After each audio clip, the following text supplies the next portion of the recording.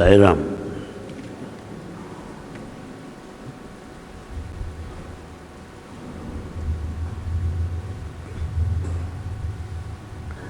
Sai Ram, everybody.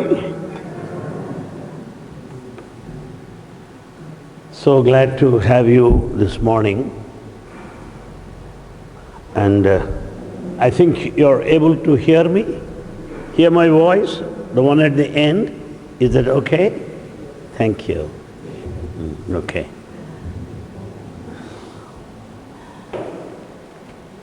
Thanks to Swami, and let's see what we have got to learn together this morning. So let's see together, investigate together these topics. Every time, believe me or not, I consider myself a learner, I learn simultaneously. So it's not question of simply telling what I know. We are learning together, we are growing together, investigating together, exploring together. That's what I sincerely believe in. It is in this context, brothers and sisters, the topmost point in my mind this morning is this: how to know that we are in the correct path.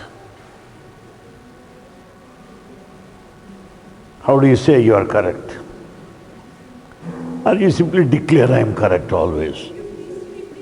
You want me to bring it closer? How to know that we are on the correct path, that our path is correct. How to know that? But I'm glad that you're asking, doesn't matter, because this is more or less a study class rather simply being a lecture class. I appreciate you. Thank you. So how to know that we are on the correct path? Shall I say I'm correct? It is not for you to say. How to know that you are following the correct path? For your own self, there are few points which I want to share with you this morning on this subject. How to know that I am on the correct path. Because there are so many paths, The path of devotion, Bhakti Marga, the path of action, Karma Marga, the path of wisdom, Jnana Marga. There are also certain special disciplines like Sankhya Yoga, certain disciplines like Kundalini Yoga, Sudarshana Yoga. People speak of so many yogas, so many spiritual practices. How to know that we are along the correct path? The first point is this: when we find within ourselves a different identity, find within myself a different identity. What do I mean by that? I am not as before. My thinking is not as before. My attitude is not as before. There's some radical change in me. So I should find within myself a total transformation, total transportation, different identity within myself. Or else, I am not along the correct path. If I continue to be the same, in the same way of my life, in the same pattern of my thought, in the same psychology, it means it is not a correct path. It should be totally a different personality, totally a different change, transformation, transportation, total change. Well, what do you mean by total change? It means the way how I look is different from the way I was looking in the past. Eyes are same. Eyes are same. The process of looking at things is different today. Earlier I mean, before I have taken up this path, each one of us, our sight, our vision is totally different. It might be critical, it might be negative, it might be positive, it may be scientific, it may be technological, it may be material, the way how you look at things. Before getting into spiritual path, must take a different turn. You look at it now as pieces of consciousness, as objects of awareness, that everything is divine. Swami repeats that poem, the stars are divine, moon is divine, sun is divine, hills are divine, seasons are divine, housewife is a divine, master of the house is divine, day is divine, night is divine. There is a very big poem where he says whole thing is divine. So before getting into this path, we feel this is divine, this is not divine. After getting the spiritual path, we look at things totally divine. Likewise, my friends, if I find a different identity within me, a total transformation in my vision, in my thought, in my attitude, it means I am along the right path. Or the path has suited me. That's one sign. The second sign of the correct path, whether the path has suited me or not. Because all paths do not suit everybody. Say some believe, some like hard work. All right, thank you, leave me alone. Some like Veda chanting. Thank you, leave me alone. So each one, you see, the same shirt I wear does not suit everybody. It's not necessary. The garment should be made as per your measurement. Similarly, the path we follow should fit, should be appropriate, should suit our convenience. So how do you find that it suited you? One, transformation, total change. Number two, I can say that this path has suited me when the causes, the reasons for tensions and anxieties are totally gone. Are totally gone. Simple example, when you irritate me, you are the cause for my irritation. When I see you, I feel like fighting with you. You are the cause for conflict. You are the cause for debating, differing. When these causes for conflict, tension, anxieties are gone totally, you are along the right path. Meaning, a path that keeps you above tensions, beyond anxieties, beyond worries, is the right path. That takes you to more worry, more tensed, it is certainly a wrong path. That is the second one.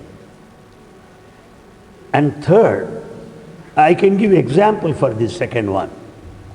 You see, a plate when dropped, it falls, force of gravity. But aeroplane, against the force of gravity. Aeroplane flies against the force of gravity. All these objects are subject to gravity. There are two forces now, positive and the negative. So if you are negative, downward pulling, worldly. You are worldly man, sensual man, man after materialism, man after physical comforts, physical luxuries, totally worldly, sensual, excitement, downward pulling. But if you go against gravitation, like an aeroplane, you are upward, onward, forward, Godward. So that which is against, upward, is Godward, like aeroplane, forward. That which is downward is worldly. So how do you say you are in the right path? When it is upward. I cannot say it's aeroplane if it falls on the ground. If it falls on the ground, we'll see it on the newspaper next day. Aeroplane should go against the force of gravity.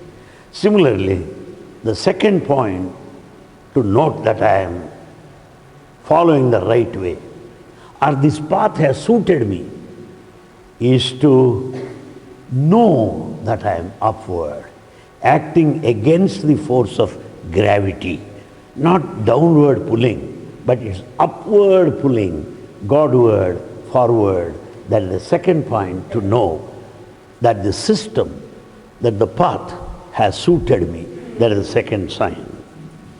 And third sign, we are talking about the points to know the path we are following is correct or not. Because we follow several paths. Which path has suited you? How do you know that it has suited you? We are trying to know. Come to third point. What is the third point? To notice that the path has suited you. This is rather difficult to understand. Suddenly we feel that we are inefficient, that efficiency is gone. Suddenly we feel that people don't want us anymore. And suddenly we feel awkward of ourselves. Having been here for long, most of us, all Sai devotees, when we attend a wedding, we love to attend wedding, it's okay. But we don't like the talk that goes on there. They'll be talking about the dowry, they'll be talking about the jewelry, they'll be talking about the clothes, they'll be talking about all. We are not interested. You are a misfit there. When we go for vacation, spend some time with the relatives, they don't like our company because we are not interested in the topic, what they talk about.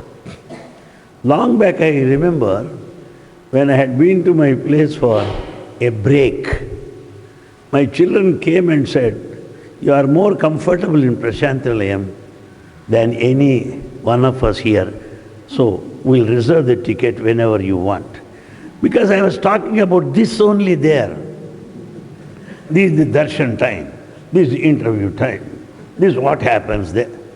They expect me to talk about them, about their children, how they are living and how fine are they. But if I go on speaking about the same tape there, cassette there, they are not interested. Then I understood, I am a misfit here. I am unfit to be here. And when I was in the Christian college, I was invited by some officers' club or somewhere, because some of my friends are there. I went to that officers' club. I felt as if I'm an untouchable. Untouchable. Because they were talking about the latest cars, latest designs, plots, flats, and the income, their promotions, their status. I'm not at all interested. I felt so bad for having attended that. So when we get into the path, sometimes we are misfits in some company. I'm sure you will agree with me. As Sai devotees, we don't fit into every company. No. Even in the company of our own children. And sometimes we feel like that our efficiency rate is coming down. Because we are more and more engaged in the thought of the divine, more and more occupied with Swami. Because somebody will come and tell you on your face, you are too much into Baba, why don't you retire? Can there be too much into Baba? Can you say this much or that much? Is there any weighing machine? How much? Therefore, when they look at us in a strange way, we feel, oh, I am not wanted here. I am misfit here. I am losing my efficiency. And not only that, we become awkward also. Take, for example, a teenager, quite a young man, 19 or so, just growing mustache, just then. That fellow cannot mix with the children. They are too young for him. He cannot mix with us who are grown up. So he feels awkward in our company. He feels awkward in the company of the children. Thus he is backward. He doesn't feel like that. A teenager is confused because he cannot mix with adults and he cannot mix with children. That is his position. Similarly, we don't give up our jobs and we cannot hold on to our jobs. We are not attached totally. We are not completely detached. Attached, detachment, detached, attachment. This so-called confusion, this is the second stage. That we are not wanted, that's what we feel. This happens, certainly, when we are deep into that, Suddenly, because, I'll give you one example.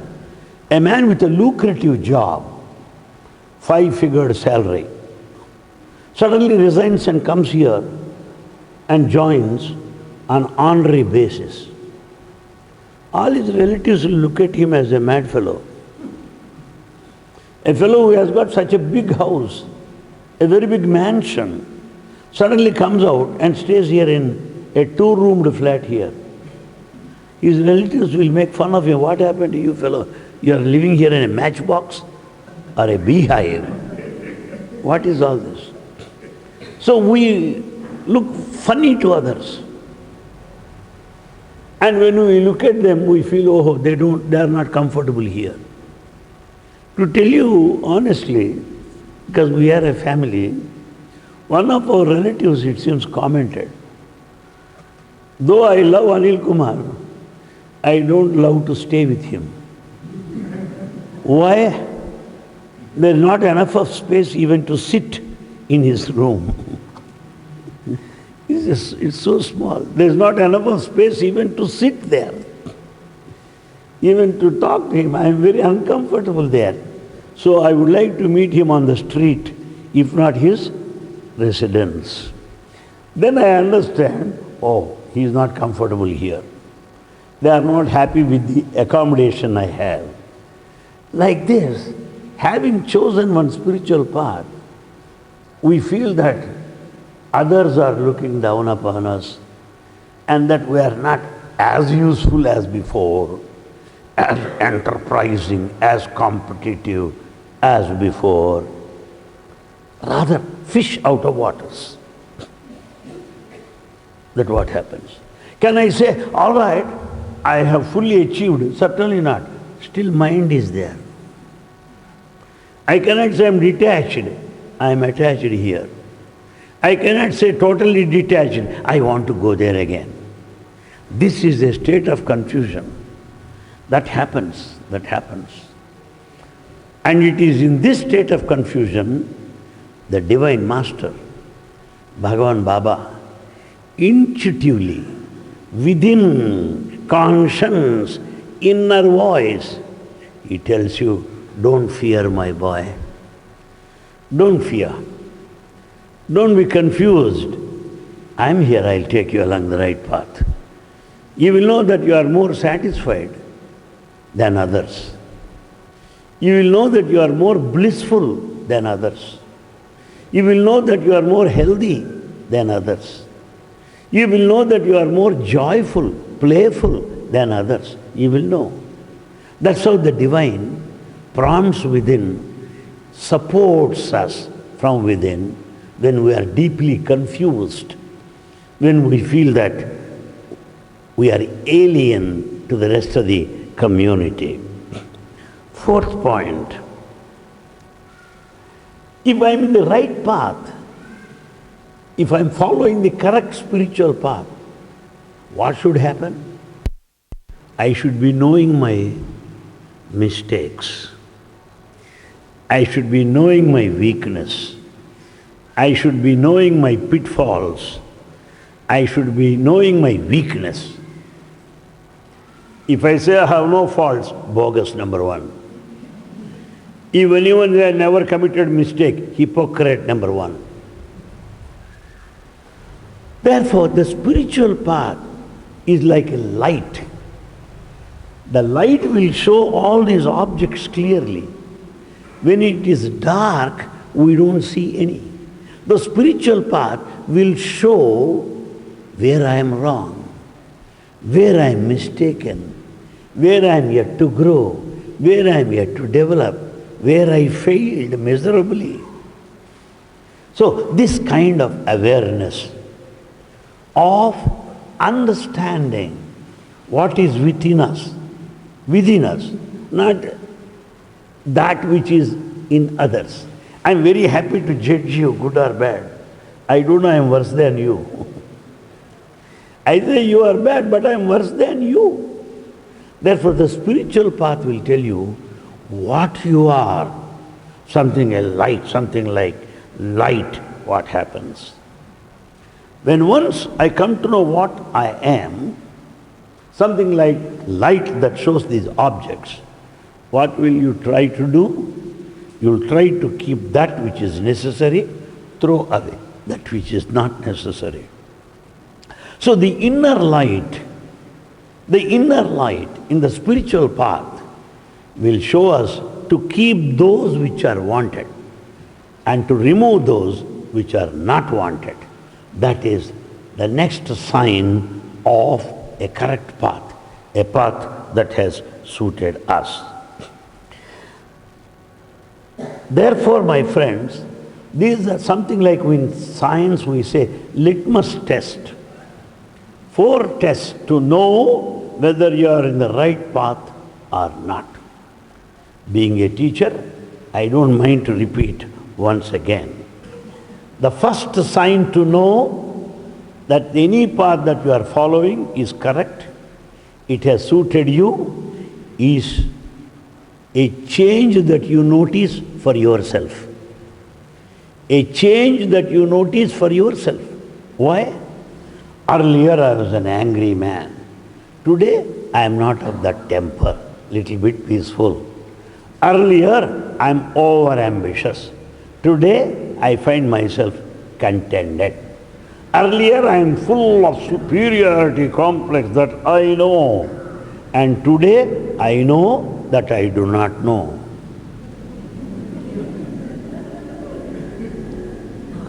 So you find a different personality altogether. And when you find yourself that there's a different personality within you, that's the first sign of recognition that the path what we are following suited us. The second point I said was, no longer anything would be the reason for any kind of conflict or tension within us. No longer. So, also, that side also. If anyone goes on saying you are a great man, I don't change my suit immediately, come out, I am a great man today. If any man says you are fit for nothing, I don't finish him off there. So I am not at all so reactive as before. I don't respond as before. So the second point, to know that that the system you are following, the faith that you adopt, suited you, is to be not affected, to drop all the causes, all the sources for tensions and anxieties. The third point is a state of confusion, always, whether on the right path or not. Because I know some of even seniors also, they come and say, Anil Kumar, I go around Ganesh 100 times. Is it right path? Or when you are going 100 times, 108 times, if you don't know whether right path or not, shall I say take it one more 109 rounds? Or make it 1,000? What shall I say? We are in confusion. And somebody will come and say, it seems there is some other guru, Mr. Anil Kumar. Some other guru there. He will tell my past life. Shall I go there? I will tell him naturally, the present life is horrible, the past life is terrible. Why do you grumble about it? Why? Therefore we are in confusion. Somebody will say, yesterday they were asking, when is Prema Sai coming? I said, how are you benefited by such a Sai? Such Sai is amidst us for 88 years. To what extent am I benefited? Where is the guarantee that Prema Sai will benefit me? It is a question which is irrelevant. It is irrelevant. Somebody said, did he mention the place of his birth, Prema Sai? I said, you are a latecomer, my dear young man. Some people started collecting donations also at that place. Yes, because Prema Sai is going to born there. Therefore, we are in a state of confusion, all of us. But it is at that time. And we don't fit into worldly people, we don't fit into spiritual people either. We are neither worldly nor spiritual. It is in that state of confusion we look to God, the inner conscience, the inner voice for the correct direction which we will get it. And then, as I said, the final point, fourth point, to know that I am the correct path is to be aware of my negative nature, to be aware of my own, to know my own pitfalls, so that I'll try to improve. Therefore, my friends, first of all I thought that I should share with you these 4 points which will help us to know whether we are on the right path or not. And we have got certain words that are really confusing. That's really confusing. Take, for example, prayer.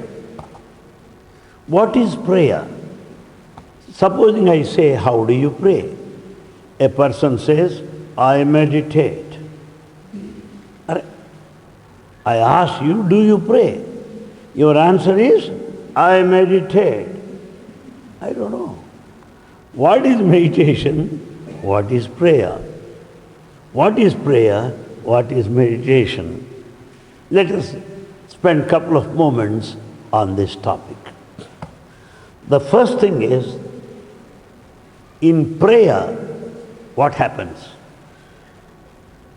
I am going to be late to my office, going to be late for certain reasons, the domestic reasons, or parliament session at home, heated discussion might delay. Some reason to be late to the office. Then what do? I pray, oh God, see that officer will be on leave today, so that I don't need to offer explanation. Some children pray in front of temples. When they don't do homework, oh God, see that our teacher will be on leave. Supposing we fall sick, we pray immediately. Oh God, see that I'll be free from sin. Prayer is an emergency call. It's an emergency call. It is something like cell phone, mobile. I am sick, oh God, come on. What are you doing there?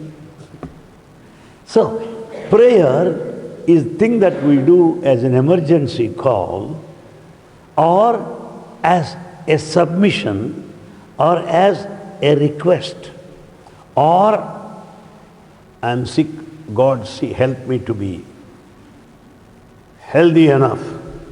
Help me to bear this sickness. So prayer is a sort of submission. It is a kind of request. It is a compromise, a sort of adjustment with God. Please do this, I'll see you next later. I'll call you back, okay? Because on phone we say, how are you doing? I'll call you back, okay? So, oh God, I'll pray to you, I'll call you back later. Finished. Please do my job now. This is all the prayer. And in prayer, another point is, you are there and He is there. You pray to Him. The prayer involves two. One, the one who prays. Number two, to whom this prayer is offered. To you and God. This all what prayer about. And by prayer, we don't change. No. We are same like that. Continue to be same. No change. Because prayer is only application. He does it, thank you, I'm what I am, I'll get back to you again. So prayer will not bring any change in you. Because we make prayer need-based, job-based, purposeful business. Therefore, there is no change within us by prayer. On the other hand, meditation is a bit above that.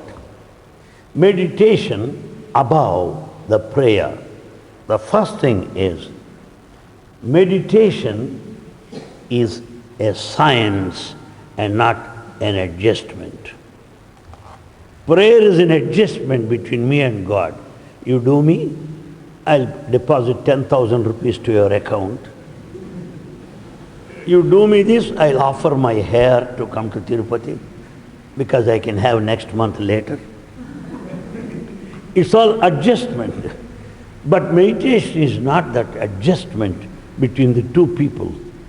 It is not a bargain between two people, certainly not. But meditation transforms you. Unlike prayer that keeps you where you are, lives after lives, unchanged. But meditation changes you, transports you, transforms you. That's why meditation is a step higher. Prayer should take me to meditation. I cannot remain in prayer throughout. When life becomes a prayer, it is meditation. Well, I pray on Sunday between 8 o'clock and 9 o'clock. Thank you. I don't disturb my God. He does not need to disturb me either. We'll meet on Sunday between 8 to 10. Or on Saturday I will fast and pray to you, O God, be available to me, appointed hour. Appointment. So prayer is by appointment. But when life becomes prayer, a prayer, that becomes meditation. Meditation, prayer leads to meditation. Continuous prayer, incessant prayer. A prayer that has been my breath, part of my bone, blood and marrow, that prayer becomes meditation. And that meditation transforms my life. That deep prayer, prayer in depth, culminating into meditation, transforms my life. How? A meditative man is not imbalanced. He is not imbalanced. He is always in a balanced state, either by praise or blame, profit or loss, victory or defeat, positive or negative. He is balanced. He is steady. If we say, Swami, you are great, he will not give you ring immediately or a chain immediately, because he is already great. He doesn't need your certificate. If you say, Swami, you are merciless, you are not kind, he will never neck you out. He will give you time to know that he is kind. He will make you know that he is merciful. By your words, he doesn't feel superior. By your words, he doesn't feel condemned. So a meditative mind does not respond to the praises or blame or criticism, whatever it is. Balanced state is what it is. And another point is also this. Meditation is medicinal. Medicinal, and meditation is also a medicine. Because when you take that medicine of meditation, you'll be healthy. You'll be healthy. That meditation, which is a medicine, will have medicinal effect on our system. The whole, you become energetic.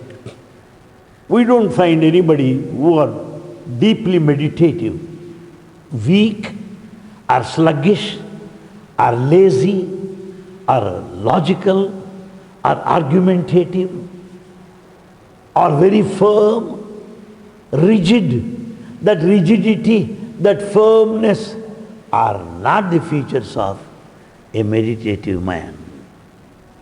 A meditative man is soft, tender, delicate, sweet, nice to approach, very good to talk to him. We are drawn towards him. We are attracted by him. That is a sign of a meditative man. A man of prayer is good when he is in prayer, just the reverse when he is out of the prayer. You know, some people here in the conference hall during bhajans, Sai Ram Sara. After 6 o'clock,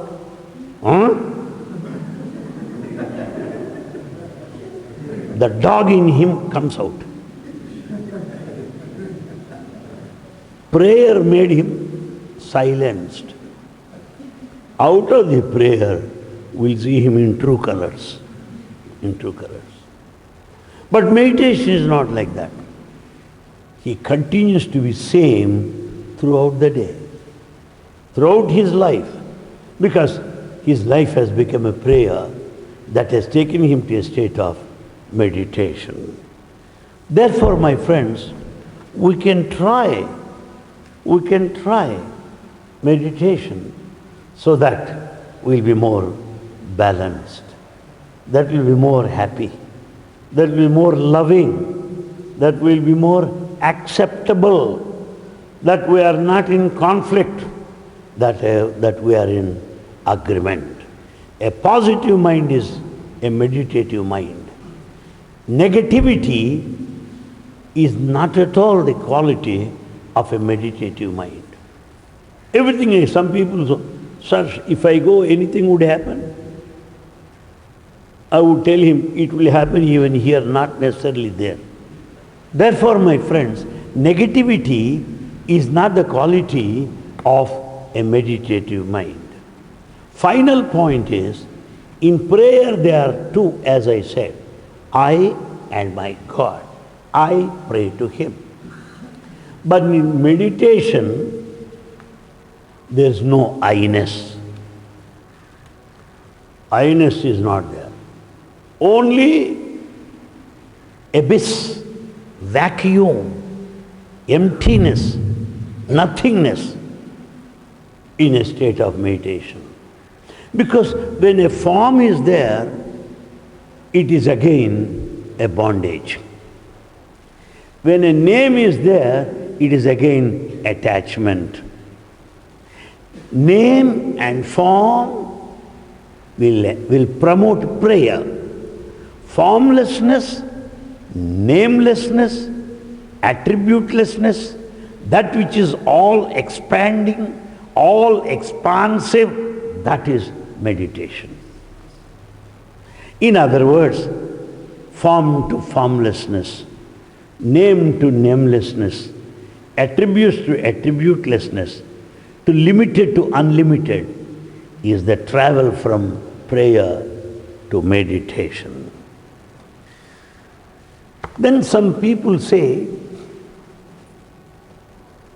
is there any word like surrender? Then what is surrender? We discussed what is prayer. We spent a couple of moments on meditation. That in meditation there are no two, only vacuum, that's all. Samadhi, that emptiness, that abysmal state with no name and no form, is the culmination of samadhi. That's what we call meditation. Then what is surrender? What is all about surrender? Where does it come into picture?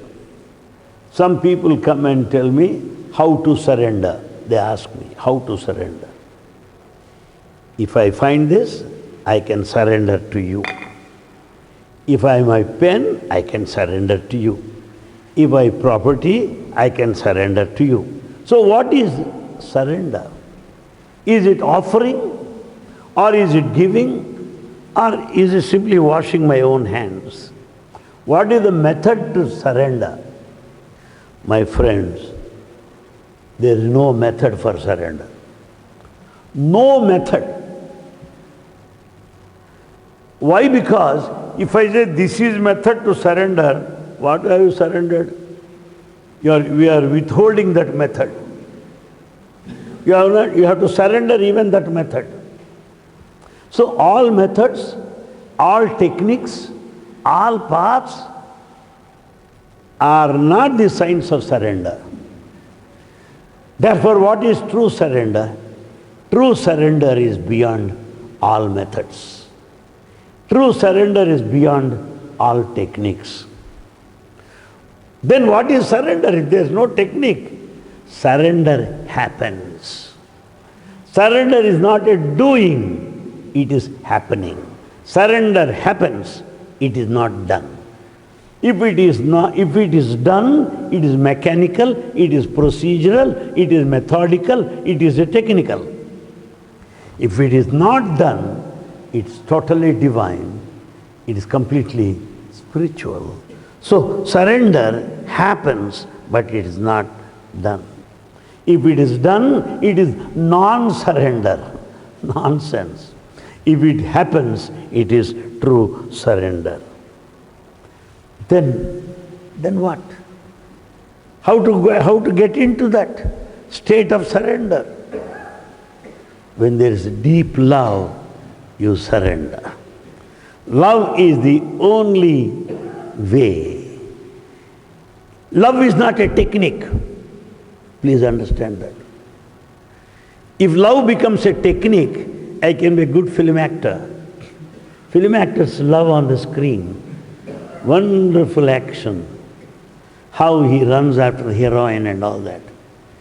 After some time we find on the newspapers that both of them are divorced. So that's not love. The technique of love on the screen is for payment, for money. But the true love is not that. True love is when you are not. True love when you are not. You, I mean ego. When there's no ego, this I-ness, then that is true love indeed. True love demands non-egoistic. That which is not self-centered. I am not, you are there, Bhagavan. You are there, I am not. And that is what it is. That is true surrender. In other words, love and surrender are synonymous. There cannot be surrender without love. There cannot be mere love. That is not a surrender. There cannot be mere only love without surrender. Surrender is impossible without love. Therefore, my friends, what we say, I surrendered, it is nonsense. Because that I-ness is there. If we don't surrender this I, surrender has no meaning. Therefore, the surrender has to be understood in terms of love. Love is surrender, unconditional.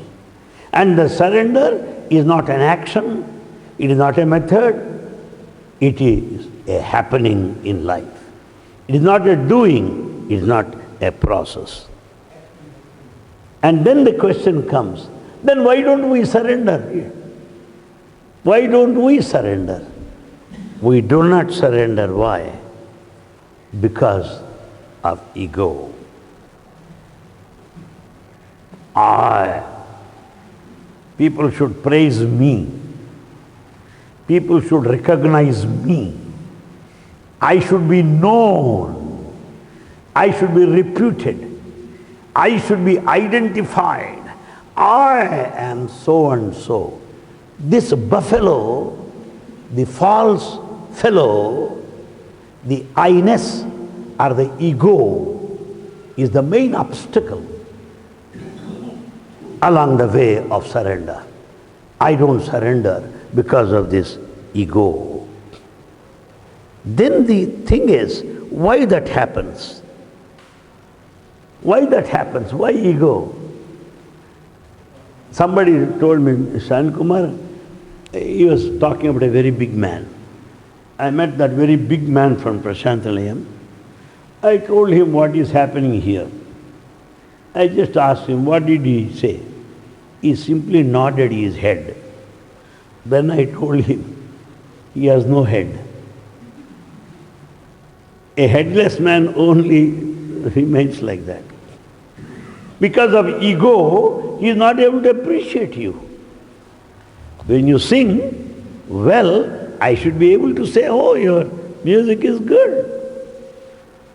When your ideas are novel, I should be able to know that something new I have learnt this morning. Is it a dancing doll or what? No response. Because ego, to accept somebody, is ego interferes. Therefore, the biggest obstacle along the path of surrender is this false I, or ego. But in true surrender, I am not there. I am not there. Meaning this I, the ego, is not there. That's what is to be known. Why? No bondage. There's no bondage in surrender. There are some people that say, I gave this fan. Oh, you gave it. Why do you say, I gave it? It does not belong to you. When I give it to you, I cannot say, I gave it. Oh, it's mine, stop talking. Or you take it back.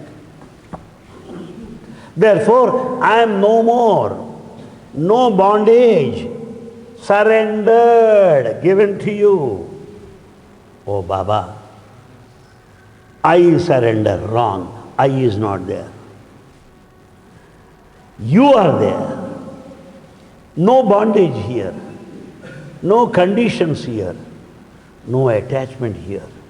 Oh Lord, you and I are one. All that belongs to me is yours. All that is you is in me. I am in you. You are in me. That is the culmination.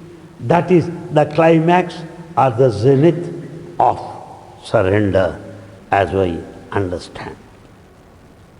Somebody asked, I want to be free, man. I want moksha. As if moksha is a toothpaste. I want moksha. Or somebody asked, Swami, I want moksha. He said, find out in the market where it is available. That's what Swami said. Find out in the market. There are so many shops. Any shop, moksha on sale. We'll buy that, why not? And same question is put to Ramana Maharshi also. Swami, I want moksha. Then they ask, put this question. What is moksha first? If you want to have moksha or liberation, what is it? People will say, freedom. Freedom? Oh, from what? From bondage. Oh, are you in bondage? Yes, I am. Why are you in bondage? It is of my own making. Swami said, when you are not married, you are on 2 feet. When you got married, 4 feet. With a child 6, another child 8. Centipede or millipede or something, many feet. This attachment is of my own making. Whom can I blame now? Therefore, my friends, bondage is only your feeling. You feel that you are bonded. But actually bondage does not exist. You are free. Bondage is imagination. Freedom is your natural quality. You are already liberated. You don't have to pray for liberation. You are liberated. But you feel that you are chained. You feel that you are chained. You feel that you are bonded. It is only imagination, falsity. Truly speaking, you are liberated. Nobody has pushed you into the room of bondage. Nobody. Therefore, with awareness, with understanding, I am free. Somebody asked a Zen master, oh master, I want to be free. What shall I do? He said, you be free from yourself. You be free from yourself. You, the ego, is the cause for this bondage. When once this ego is gone, yes, that freedom is already there. Simple example. A letter is in the cover. A paper is in the cover. That letter is crying, make me free, make me free. What shall I do? Take it out of the cover. It is free. Similarly, this mind, this ego is covering that spirit consciousness which is already free. That consciousness, that soul within me is free. It is the mind that engulfed it, that encompassed it, that surrounded it, that captured it. Therefore, the consciousness is a captive within the ego. What I am supposed to do is get out of that. Then you are already liberated. Swami said in his own inimitable, unique style, Swami, this bondage is making my life miserable. My wife and children, relatives and properties, income tax, sales tax, commercial tax. All this bondage is highly painful. Swami immediately said, show me where the bondage is, I will remove it. Show me where the bondage is, I will kill it. Kill, let us kill. It is imagination. It is all your own creation. When once I understand that bondage is my imagination, that bondage is my brainchild, that bondage is artificial. Bondage is artificial, synthetic, plastic. It is not real. Liberation, moksha, you are liberated. Sranvantu visve amrutasya putraha. You are the son of immortality. You are the son of eternity. Therefore, let's not work for it. Only thing is, oh, well, my chest is under bondage. What you will say, Anil Kumar, remove your coat, remove your shirt. There is your chest already. Therefore, that kind of freedom, that liberation is there. It is only the ego that has covered it. So I am an obstacle to my real self. The false I is an obstacle for the real I, the soul or the consciousness. But what happens is, there is real I, the consciousness, the false I, the ego or the mind. Up, reverse, both sides. False I, ego, the real I, consciousness. What I have to do is turn it. The false I will go. Something like a mirror. Mirror projected outside is false I. The mirror turned inwards is the real I. That's what Swami says. It is only difference in the turning. So many books are written on that. So many talks have been given on that. But none are satisfactory because confusion confounded. We are more confused than ever before. The secret of such a Sai Baba, the success of this avatar, such a Sai Baba, is to make things very simple. Very, very simple, understandable, approachable, practical, realistic, very close to our life. He doesn't want you to imagine the ethereal world or seventh world. I'm not able to live in this world. Why seventh world? Or 14 worlds of consciousness? I don't know. I'll meet you next life. It's not that. That which is real here, that which is possible here, that which is adaptable, that would come to my experience. That's what Sat Sai Baba message all about. That's why he has come so close to our lives. Then, here comes the point. What is the role of Guru now? What is the role of Baba? There is ego, false I, the true I. What is his role? What is the role of a divine master here?